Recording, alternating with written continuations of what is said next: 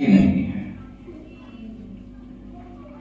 اور ان پانچوں نماز کی پابندی، خاص طور سے عصر کی نماز کی پابندی اہتمام کرو، اور اہتمام کا مطلب ہے کہ نماز پورے خشوع اور خضوع کے ساتھ ادا کرو، تو اللہ تعالیٰ کے حکم کی تعمیل ہوگی یا تمہارے ایمان کا تقاضا پورا ہوگا۔ یہ آیت کریمہ پہلے پارے میں ہے، اور جہاں پر یہ آیت آئی ہے وہاں پر اس سے پہلے گھریلو جھگڑوں کا تذکرہ ہے۔ گھر میں جو جھگڑا فساد ہوتا ہے میاں بیوی میں، طلاق اور طلاق کی نوبت آتی ہے، اس کا تذکرہ ہے، اور اس کے بعد اس آیت کے بعد انسان کی موت کا تذکرہ۔ انسان مر جاتا ہے، حادثے کا شکار ہو جاتا ہے، ایکسیڈنٹ ہو جاتا ہے، دونوں کے بیچ میں اللہ پاک نے اس آیت کا ذکر کیا ہے، اور اس کا مطلب یہ ہے کہ جب انسان نمازوں کی پابندی کرتا ہے تو گھریلو جھگڑوں سے بھی بچتا ہے، اور جب انسان نمازوں کی پابندی کرتا ہے تو حادثات کی موت سے بھی بچتا ہے، اور موت کی پریشانیوں سے اور موت کے بعد کی پریشانیوں سے بھی بچتا ہے۔ نماز کی حفاظت مسلمان کرتا ہے تو نماز اس کی حفاظت کرتی ہے۔ اسی لیے اللہ تعالیٰ نے یہاں پر قرآن کریم نے اقیم الصلاۃ کے الفاظ ہر جگہ استعمال ہوئے ہیں، لیکن یہاں پر اللہ نے جو تعبیر استعمال کی ہے وہ کیا؟ حافظوا علی الصلوات والصلاۃ الوسطی، لوگوں نمازوں کی حفاظت کرو اور صلاۃ وسطی کی حفاظت کرو۔ نمازوں کی حفاظت کرو گے تو نماز تمہاری حفاظت کرے گی، نماز تمہاری محافظ بن جائے گی، نماز تمہاری زندگی کی کامیابی کی ضمانت بن جائے گی۔ نمازوں کو تم بچاؤ، نماز تمہیں بچائے گی، ہر چیز سے بچائے گی۔ قرآن کریم نے جو فرمایا کہ ان الصلاۃ تنہی عن الفحشاء والمنکر والبغی، کہ جب انسان نماز پڑھتا ہے تو اندر سے بھی پاک ہو جاتا ہے اور ظاہر میں بھی پاک صاف ہو جاتا ہے۔ تو نماز معمولی چیز نہیں ہے، اور مسجد یہ نماز کی علامت ہے۔ کسی گاؤں میں جائیے، کسی آبادی میں جائیے، مسجد نظر آتی ہے تو اللہ کی یاد آتی ہے کہ نماز کا گھر ہے، اللہ کی عبادت کا گھر ہے، اللہ کی بندگی کا گھر ہے۔ یہاں سر جھکتے ہیں، یہاں پیشانیاں جھکتی ہیں، یہاں دل جھکتے ہیں، یہاں دلوں میں اللہ تعالیٰ آسمان سے اترتے ہیں، نازل ہوتے ہیں۔ اللہ کے جلووں کی جگہ ہے، اللہ کے تجلیات کی جگہ ہے، انوار ربانی کا نزول ہوتا ہے۔ خانہ کعبہ جس طرح انوار ربانی اور انوار الہی کی جگہ ہے، وہاں اترتا ہے انوار الہی، محبت انوار الہی ہے۔ اسی طرح جس آبادی میں مسجد ہوتی ہے، اس خانہ کعبہ کے وسیلے سے وہاں پر اللہ کے انوار کی بارش ہوتی ہے۔ مسجد کسی زمین کے زندہ ہونے کی علامت ہے، صرف آپ کی زندگی کی حفاظت نہیں کہ آپ نے جب نماز پڑھی تو گھریلو جھگڑے بھی ختم، میاں بیوی کے اختلافات بھی ختم، میاں بیوی کا تنازع بھی ختم، پاس پڑوس والوں کا جھگڑا بھی ختم، اور مرنے کے بعد کی جو زندگی کے جو حادثات ہیں اور تکلیفیں ہیں اور حادثات کی جو موت ہے وہ بھی ختم۔ صرف اتنا ہی نہیں، کائنات کی زندگی نماز سے قائم ہے، آپ کی زندگی نماز سے قائم ہے، ہماری زندگی نماز سے قائم ہے، کائنات کی زندگی۔ جس دن نماز لوگ چھوڑ دیں گے، حدیث میں آتا ہے کہ یہ زمین اس وقت تک قائم ہے جب تک کہ یہاں ایک بھی آدمی اللہ کا نام لینے والا موجود ہے۔ اگر ساری روئے زمین میں کوئی بھی آدمی اللہ کا نام لینے والا نہ ہوگا، اللہ کرنے والا نہ ہوگا، اللہ کے سامنے سر جھکانے والا نہ ہوگا، تو اللہ تعالیٰ اس سرزمین کو ختم کر دیں گے، اور اللہ تعالیٰ قیامت برپا کر دیں گے۔ اذا الشمس کوورت، آسمان کا نور ختم ہو جائے گا، ستاروں کی روشنیاں ختم ہو جائیں گی، آسمان ریزہ ریزہ کر دیا جائے گا، اور زمین کا وجود ختم کر دیا جائے گا۔ اس لیے کہ جب گھر کے بنانے والے کو کوئی جاننے والا نہ ہو تو اس گھر کو رہنے کا بھی حق نہیں۔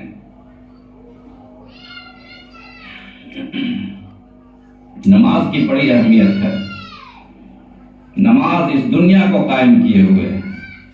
جو لوگ بھی، اسی لیے ہم نے بہت سارے غیر مسلم دوستوں سے بھی سنا کہ وہ جب نماز کے لیے اذان ہوتی ہے تو وہ لوگ بہت احترام سے سنتے ہیں کہ اذان ہو رہی صاحب. جب تک اس زمین پر اذان ہو رہی ہے یہ زمین قائم ہے. جب تک اذان ہو رہی ہے اس دھرتی کا امن و سکون قائم ہے. مسلمان جہاں بھی گئے ہیں اس اذان کو لے کر گئے ہیں، نماز کو لے کر گئے ہیں، اور جہاں گئے ہیں وہ زمین، وہ دھرتی شانتی کا مرکز بن گیا. جہاں اذان ہوتی ہے وہاں فساد نہیں ہوتا. جہاں نماز پڑھی جاتی ہے وہاں رب رحمان کی طرف سے اللہ کی برکتیں نازل ہوتی ہے اور رحمتیں نازل ہوتی ہے. نماز ہماری سلامتی کا ضامن ہے اور آپ کی سلامتی کا ضامن ہے، اس دنیا کی زندگی کا ضامن. قیامت کی علامات میں سے ذکر میں آتا ہے کہ اللہ تعالیٰ قیامت کو اس وقت قائم کریں گے جب ایک حبشی کھڑا ہوگا اور خانہ کعبہ کو شہید کر دے گا. جس دن خانہ کعبہ شہید ہو جائے گا، اللہ کا گھر بیت اللہ شہید ہو جائے گا، اس دنیا کو بھی ختم کر دیا جائے گا. کیونکہ بیت اللہ، خانہ کعبہ، یہ اس زمین کی زندگی کا پہلا مرکز ہے. ان اول بیت وضع للناس للذی ببکۃ مبارکا وہدی للعالمین.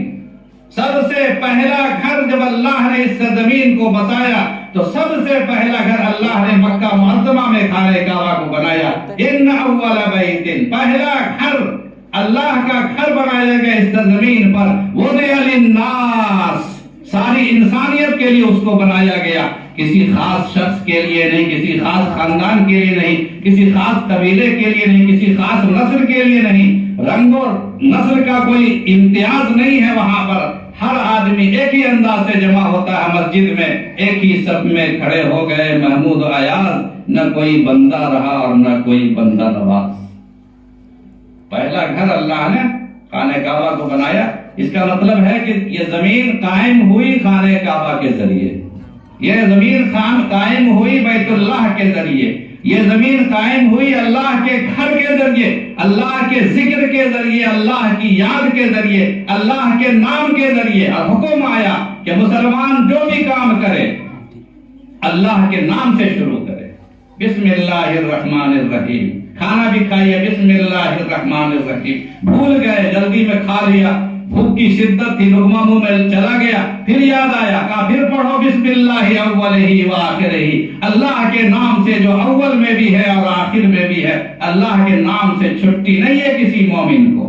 اور جب تک مومن اللہ کے نام کو جپتا رہے گا، رٹتا رہے گا، لیتا رہے گا، مومن بھی قائم رہے گا. اور مومن جہاں پر رہے گا وہ زمین بھی قائم رہے گا. آپ کو کوئی مٹا نہیں سکتا. خانہ کعبہ کو مٹانے کے لیے آئے تھے اللہ کے نبی صلی اللہ علیہ وسلم کے زمانے سے پہلے کی بات ہے. خانہ کعبہ کو مٹانے کے لیے آئے تھے، لیکن اللہ نے اس خانہ کعبہ کی حفاظت فرمائی اور ابابیلوں کا لشکر اللہ نے بھیجا اور خانہ کعبہ کو مٹانے والوں کو مٹا دیا گیا. اسلام کی فطرت میں قدرت نے لچک دی ہے، اتنا ہی یہ ابھرے گا جتنا کہ دباؤ گے. جب اللہ تعالیٰ کسی سرزمین پر ایمان کی ہوا لانا چاہتے ہیں، جب کسی سرزمین پر اسلام کو طاقت بخشنا چاہتے ہیں تو فضا میں تعفن کی فضا بنتی ہے، گھٹن پیدا ہوتی ہے، سکوت اور خاموشی پیدا ہوتی ہے، اور یہ خاموشی اور سکوت کسی آنے والے طوفان کی علامت بن جاتا ہے. اس لیے یہ زمین کا نظام، زمین کا قیام اسی نماز سے قائم ہے. اللہ نے سب سے پہلے اس زمین کو جب بنایا تو اللہ نے اپنا گھر بنایا، اور حضور اکرم علیہ الصلوۃ والسلام کا بھی معمول تھا کہ جہاں بھی اس مسجد میں جاتے سب سے پہلے مسجد کو بنانے کی تلقین فرماتے تھے.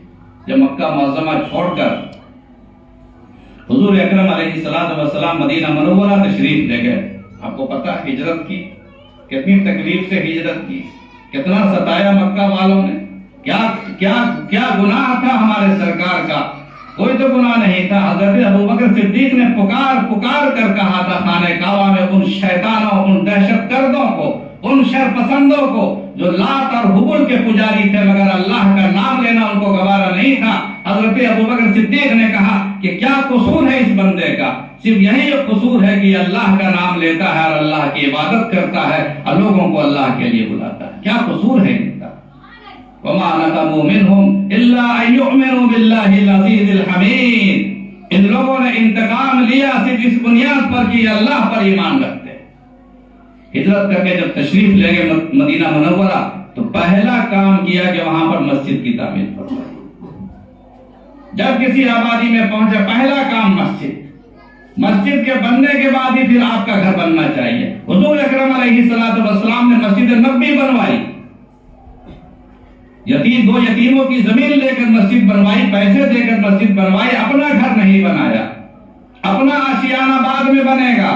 9 بیویوں کے شوہر ہوئے حضور اکرم علیہ السلام. 9 ازواج مطہرات آپ کے حرم مبارک میں تھی، لیکن پہلا گھر بنے گا اللہ کا.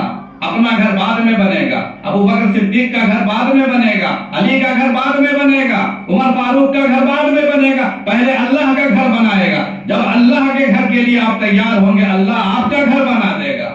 یہاں بھی اور وہاں بھی. من بنا للہ مسجدا بنا اللہ لہ بیتا فی الجنہ. جو اللہ تعالیٰ کا گھر بنانے کے لیے تیار ہوتا ہے اللہ تعالیٰ اس کا بھی گھر بنا دیتے ہیں. یہ کیسے ہوگا؟ دیکھیے آپ کسی کے یہاں کام کرتے ہیں، نوکری کرتے ہیں کسی کے یہاں، اور آپ خوب اخلاص سے خدمت کرتے ہیں، نوکری کرتے ہیں. معمولی انسان ہے، تھوڑا بہت پیسہ ہے، مکھیا ہے، سرپنچ ہے، ایم ایل اے، MP، معمولی تھوڑا بہت پیسہ ہے، لیکن کیا کرتا ہے وہ آپ سے خوش ہوتا ہے، بخشش دیتا ہے، آپ کو نوازتا ہے، پوچھتا ہے کہ آپ کا گھر مکان ہے، نہیں ہے پیسے بھی دے گا، گھر مکان بنا لو، بال بچوں کی شادی مدد کرتا. دنیا میں ہوتا ہے نا شریف انسان جب کسی کے یہاں کام کرتا تو شریف مالک اپنے ملازم کو محروم نہیں رکھتا ہے. جب یہ مجبور قسم کا انسان جس کے پاس کچھ نہیں ہے، سب کچھ اللہ کا ہے، بظاہر ہے کہ یہ ہمارا ہے، ابھی آنکھ بند ہوئی سب ہم دوسرے کا ہے، لیکن جب یہ اتنا کریم ہے، اتنا بڑا شریف ہے، تو جو سب کا داتا ہے، داتاؤں کا داتا، آقاؤں کا آقا، پروردگار عالم، پروردگار آدم، جو زمین اور آسمان کا خالق ہے، سارے خزانوں کا مالک ہے، مالک و خزائن السماوات والارض، آسمانوں اور زمینوں کے خزانے کا مالک ہے. اگر کوئی اس کی پوجا شروع کر دے اور اس کی عبادت شروع کر دے اخلاص کے ساتھ، وہ اسے محروم کیسے کر دے گا؟ اس لیے اس اخلاص کے ساتھ ہم خدمت کریں اللہ کی، اللہ کے گھر کی، اور نمازوں کا انشاءاللہ اہتمام کریں، اور نماز پڑھنے کا اہتمام کریں، پورے خلوص کے ساتھ اہتمام کریں. اللہ تعالیٰ مجھے بھی اور آپ کو بھی کہنے سے زیادہ اور سننے سے زیادہ عمل کی توفیق نصیب فرمائے. وآخر دعوانا الحمدللہ رب العالمین.